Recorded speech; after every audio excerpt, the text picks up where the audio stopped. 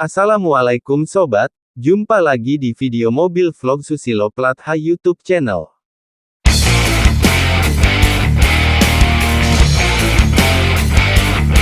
Balok girder, Jalan Tol Semarang, Demak, segera dipasang. Pengguna jalur Pantura Demak, disarankan lewat jalur alternatif. Adapun pemasangan balok girder tol, tepatnya di atas Jalan Semarang, Demak, KM 10 Sayung, atau Desa Sidogemah, Kecamatan Sayung, Kabupaten Demak. Untuk antisipasi kemacetan, saat pemasangan balok girder, Jalan Tol Semarang, Demak, pengguna jalan, yang akan menuju Semarang, dari arah Demak, dan dari arah sebaliknya, silakan menggunakan jalan alternatif.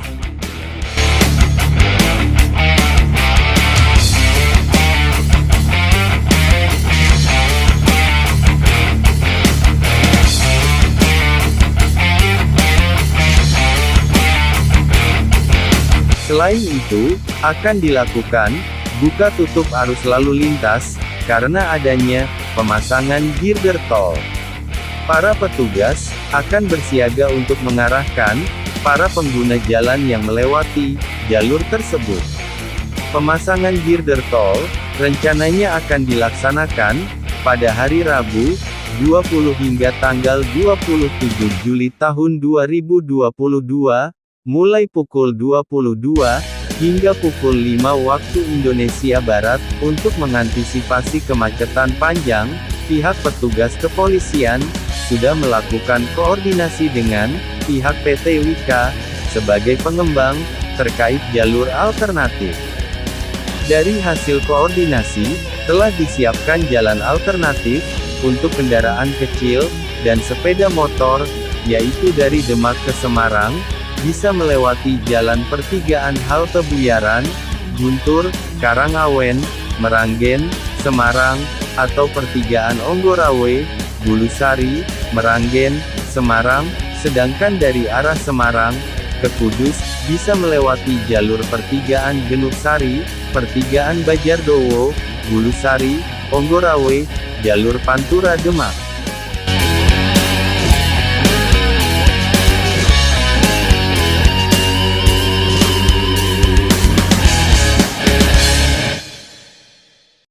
Pemasangan grider pada Jalan Tol Semarang Demak, yang seharusnya dipasang pada Rabu malam tanggal 20 Juli ternyata diundur pada Jumat, tanggal 22 Juli nanti.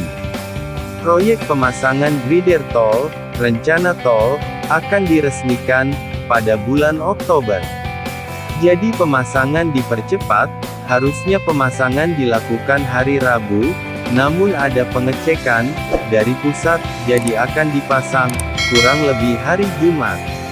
Adapun balok grider yang dipasang berjumlah 6 balok dengan panjang sekitar 12 meter.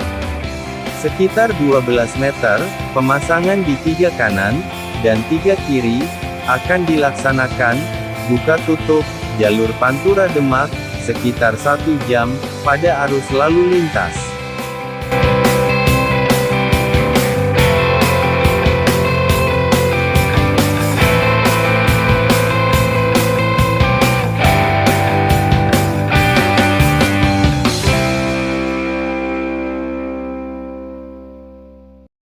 Satu jam tersebut, guna untuk jeda arus lalu lintas, saat pemasangan grider, dan pencairan arus lalu lintas. Hal itu dilakukan, hingga semua balok grider terpasang. 1 jam pemasangan grider, lalu 1 jam lagi, pencairan arus lalu lintas, pemasangan balok grider, memakan waktu 6 hari. Pemasangan grider tol, pada jam 11 malam, hingga jam 5 pagi, maksimal. Pemasangan di titik Sayung, Tol Wika. Selebihnya pemasangan girder yang lain, tidak mengganggu lalu lintas, karena sudah masuk ke dalam. Yang mengganggu, adalah yang melewati jalur Pantura.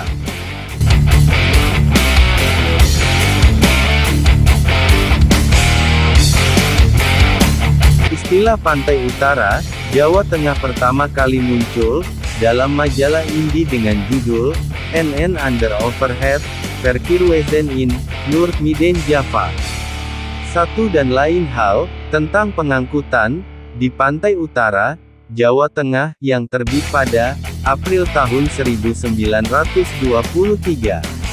Artikel ini, dengan runtut menyajikan, bahwa jalur transportasi Pantura, yang berkembang, pada abad 20, merupakan kelanjutan, dari jalur transportasi, pada masa-masa sebelumnya, dengan perubahan arus utama, transportasi darat.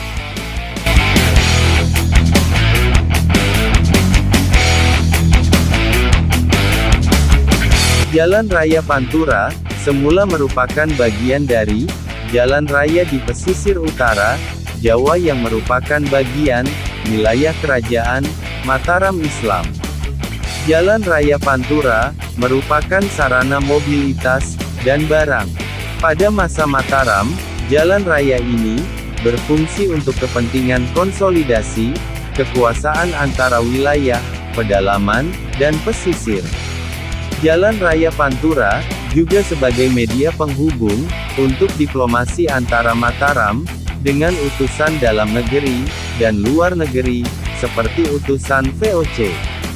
Mataram juga berusaha mengontrol wilayah pesisir dengan menempatkan orang yang dipercayainya. Karena itulah kunjungan wajib pada hari-hari Pisawanan merupakan cara untuk mengontrol kesetiaan wilayah pesisir tersebut. Dalam proses pengawasan ini sarana transportasi darat berupa jalan raya yang menghubungkan Mataram dengan pesisir diperlukan.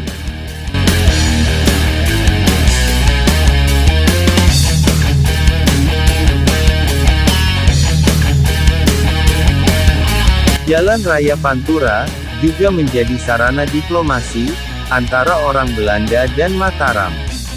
Hal ini terlihat dari cerita perjalanan Hendrik de Haan, yang pada tahun 1621, menjadi duta VOC, ke Mataram.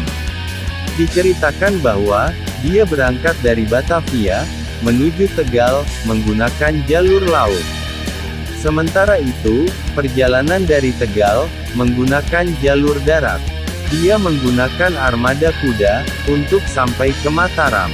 Daerah pesisir tersebut, kemudian secara bertahap, jatuh ke tangan VOC, sebagai imbalan atas bantuannya, kepada Raja-Raja Mataram, sepeninggal Sultan Agung. Di wilayah pesisir utara, yang dikuasai VOC ini, terdapat lalu lintas jalan raya, kelak akan jadi, Jalan Raya Pantura.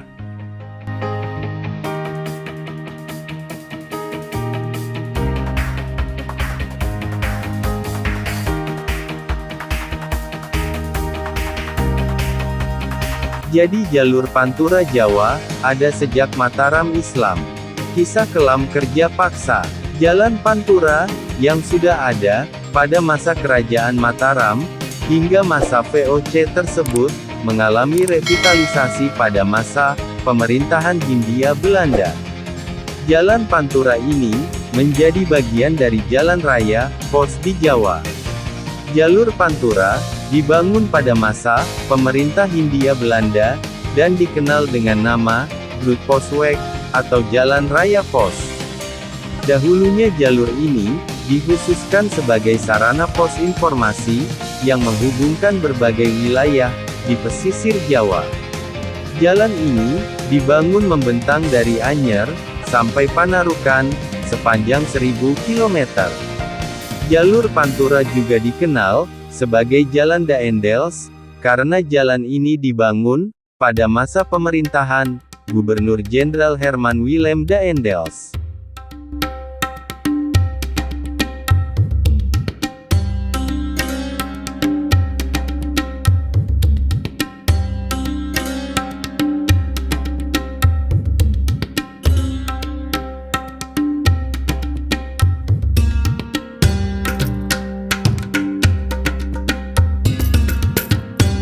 Salah satu alasan terpenting pembangunan jalan raya itu adalah karena ekonomi, yaitu mengangkut produk pertanian, terutama kopi di wilayah Priangan.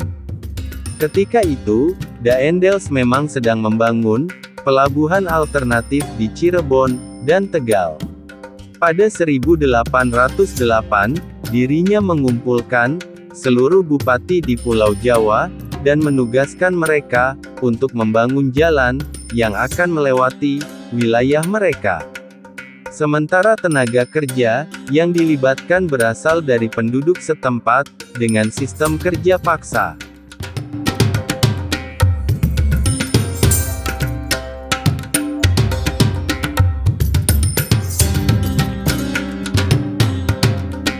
Inisiasi Daendels untuk membangun jalan raya pos yang awalnya untuk menghubungkan Buitenzok Bogor Karangsambung ini tertuang dalam surat keputusan SK tanggal 5 Mei tahun 1808. Selanjutnya, pembangunan dilanjutkan pada tahun 1809 dengan dimulai dari Anyer hingga menyusuri pesisir Pulau Jawa. Pemerintah Hindia Belanda berharap dengan adanya jalur ini, komoditi unggulan seperti kopi dapat didistribusikan ke pelabuhan dalam waktu singkat. Namun ada kisah kelam di balik pembangunan Jalan Raya Pantura, yaitu adanya sistem kerja paksa. Walau ada yang menyebut pembangunan jalan ini tidak dapat disebut sebagai kerja paksa karena adanya upah kepada pekerja.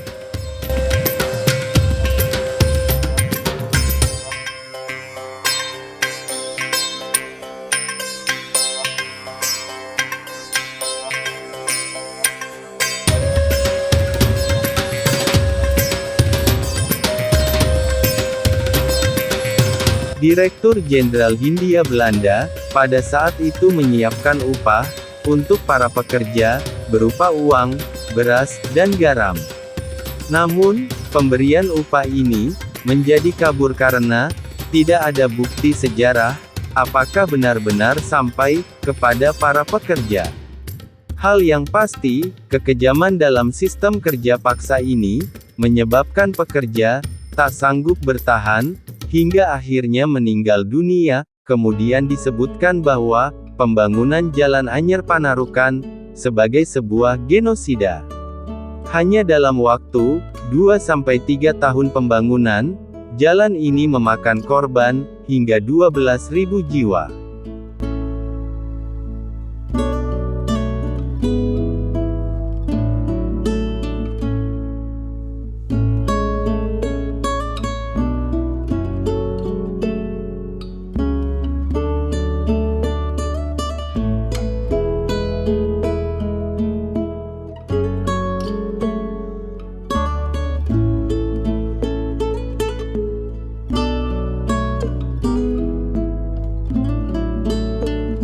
Transformasi jalur Pantura.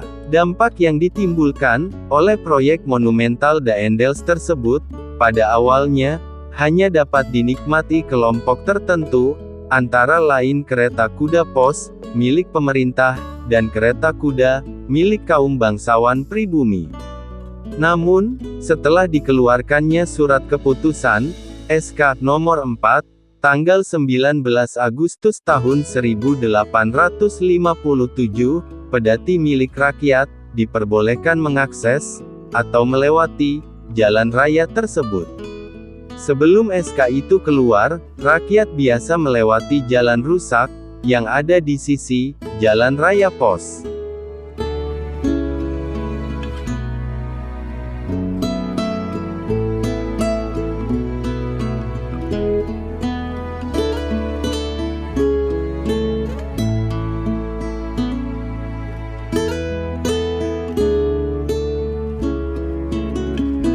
Selain itu, sebelum pembangunan Jalan Raya Pos, perjalanan dari Batavia sampai Surabaya pada musim kemarau ditempuh kurang lebih selama 1 bulan. Akan tetapi, setelah jalan raya ini dibangun, perjalanan bisa ditempuh hanya 10 hari. Dengan pembangunan jalur yang sekarang menjadi jalan nasional pun sangat membantu dalam mobilitas sosial masyarakat. Karena adanya jalur ini, wilayah pedalaman pun bisa terhubungkan.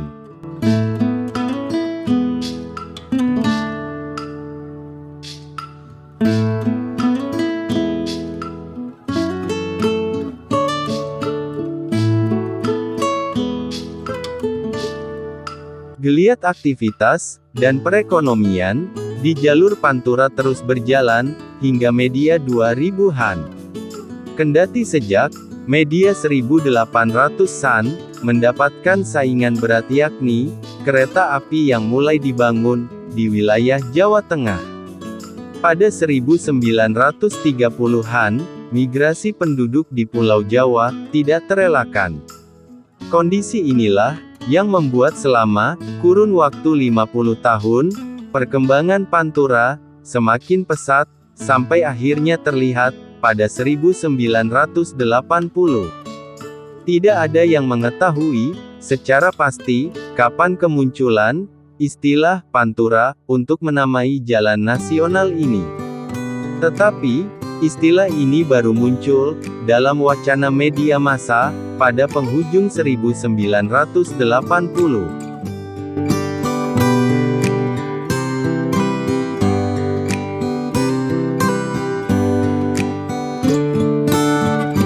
Pantura kemudian kerap ditampilkan dalam pemberitaan media massa atau koran yang merujuknya sebagai kawasan pantai utara Jawa dengan segala aktivitas perekonomian di pesisirnya. Memang sejak 80-an, orientasi ekonomi Pulau Jawa berubah dari tanaman perkebunan menjadi tanaman pangan dan industrialisasi di pesisir pantai utara Jawa. Sudah tidak ada lagi bunyi gerobak kuda yang mengantar surat seperti fungsi awal jalan ini dibuat. Suasana berganti dengan deruk knalpot truk, asap pekat bis antar kota dan antar luar provinsi, lintas Jawa, dan nada sumbang pengamen pada tiap lampu merah. Pantura kini jadi ikon memori kolektif masyarakat tiap kali dalam perjalanan mudik ke kampung halaman.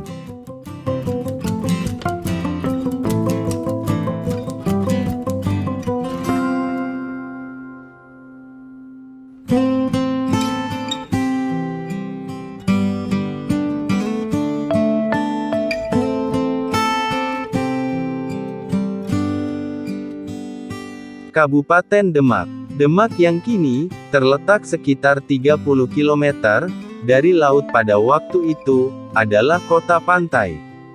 Terdapat sebuah selat dangkal di sisi utaranya, memisahkan Demak dari Jepara.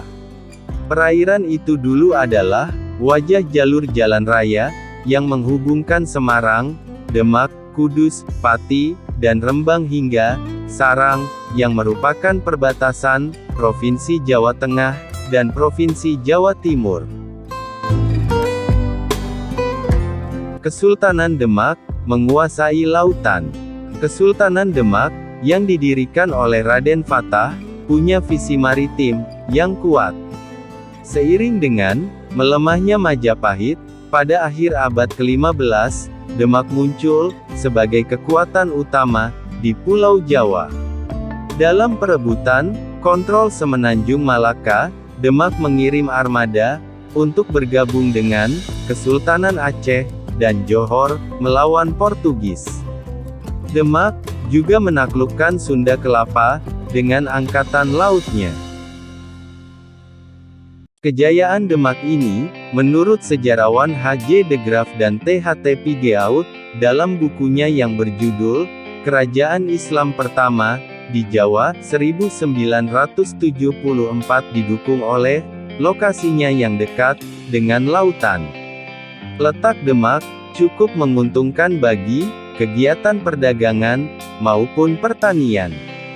Selat yang memisahkan Jawa Tengah dari Pulau Muria pada masa itu cukup lebar dan dapat dilayari dengan leluasa, sehingga dari Semarang melalui Demak perahu dagang dapat berlayar sampai Rembang.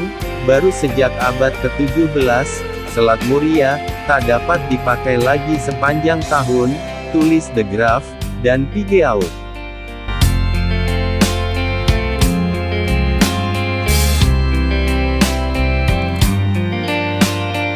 Sejarawan Prancis, Denis Lombard, juga menggambarkan keberadaan selat tersebut dalam Nusa Jawa, Silang Budaya, 1996.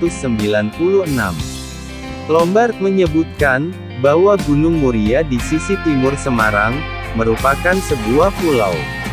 Perniagaan laut di kota-kota pantai di sepanjang Pantura, timur Jawa Tengah, ramai pada abad ke-16. Kota-kota itu terletak saling bersebelahan di tepian selat yang menjadi jalur lintas alami, tempat kapal-kapal dapat berlabuh.